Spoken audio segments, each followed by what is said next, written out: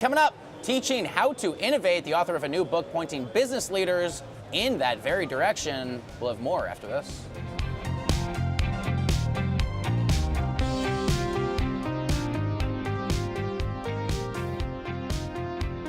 All right, everyone, welcome back to Cheddar. Innovate or die. That, of course, is the guidance given to entrepreneurs and managers in our everly fast-changing world. Our next guest wrote a book about how to get that done. Greg Sattel is the author of Mapping Innovation, a playbook for navigating a disruptive age. And Mr. Eric Haller is the Executive Vice President and Global Head at Experian Datalabs. They both join us live on the floor of the New York Stock Exchange. Good to have you, gentlemen.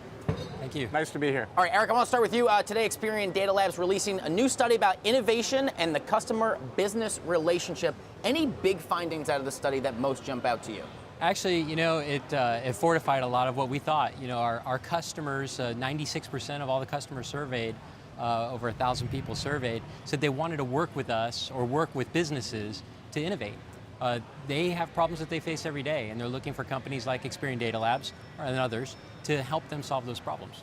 And Greg, what is basically the top advice that you have for businesses that are basically trying to navigate this incredibly disruptive, very interesting age that we're in right now? Sure. I think the big misconception is that innovation is about ideas. It's not. It's about solving problems.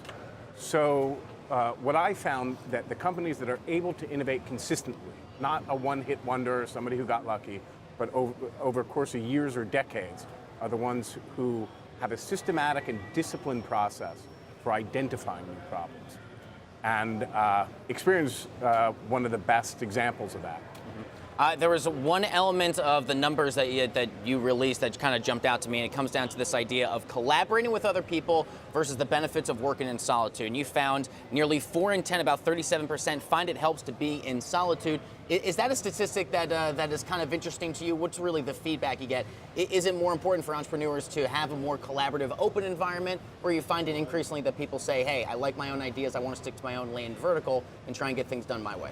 Well, I can give you an example where actually the innovation was stimulated in both ways for one particular solution. So we spent a lot of time with customers, largest banks in the country, largest retailers in the country, listening to their problems. And one thing came up in particular, which probably totally resonates with your audience. If you go in and you want instant credit in a store. So you walk into, it could be, you're in a shopping mall, you walk in, you do all your shopping, you get to the register and they go, would you like 20% off your purchase? Would you like to open up an account at the register today? That process hasn't changed in like 20 years. Right. And so our customers are saying, how can you solve this so we can get instant credit into somebody's mobile device? So that's kind of a collaborative thing, we're hearing it. We come back to our labs, and then we've got to figure out technically how are we going to create an environment to make that happen. And there's a lot of deep thinking that takes place, where you're trying to wrestle through options. Totally, Eric, I also want to hit on some of the statistics and some data that you guys just did from a recent study that you have.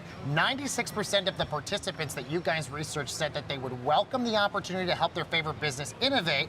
So what age ranges did you see that fascinated you the most, and which one of those are likely to help in which particular industry? Well, certainly the millennials popped. In fact, the millennials were almost 100% in that survey. Of course. So that's kind of what you'd expect. And in fact, a lot of the solutions that we're coming up with out of our labs are actually targeting that particular audience because of that. So we're getting a lot of direct feedback when we're prototyping things, we're taking them out to market. They're actually giving us the feedback that we're looking for so that we can optimize our product and for it to do better in the market.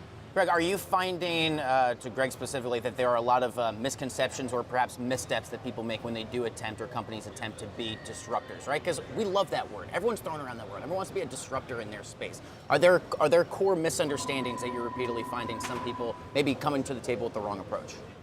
Right.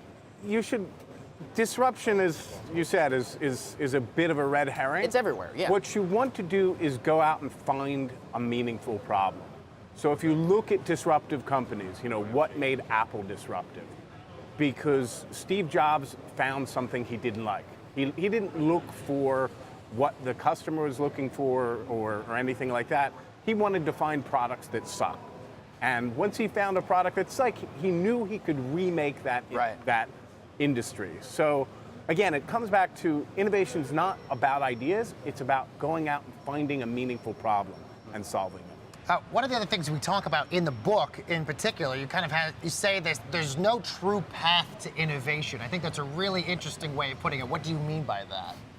Well, it's in business, a lot of times there's the desire to put a lot of structure around a process. You know, I grew up in new product development with StageGate like 20 plus years ago.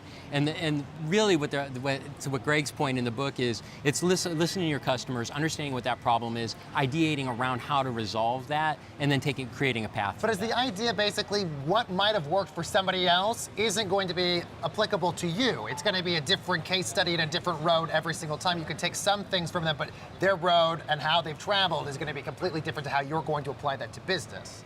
Yeah, absolutely. And you know, you can see that by vertical markets. So whether you think for financial services, and it doesn't necessarily translate to mobile network operators or retailers. And so, you know, you do find yourself ideating for a very specific type of solution, which requires a lot of different pieces of that puzzle. So. Greg, you are literally writing a book called Mapping Innovation. Are there any concerns that come across your desk here when you write a book like this that say all these words these worlds are so quickly emerging, they're changing? Especially now, yeah. Especially now. How do you ensure that essentially what you've written in this book is still going to hold true? Because next week it could all change. I wouldn't say most of the stuff hasn't changed that much in the last 100 years or so. Okay, make your case. Why is that? Well, because again, innovation is about solving problems, and the types of problems stay the same. Right. Technology changes, Okay. trends change, consumers change, but the way you solve a particular problem doesn't really change.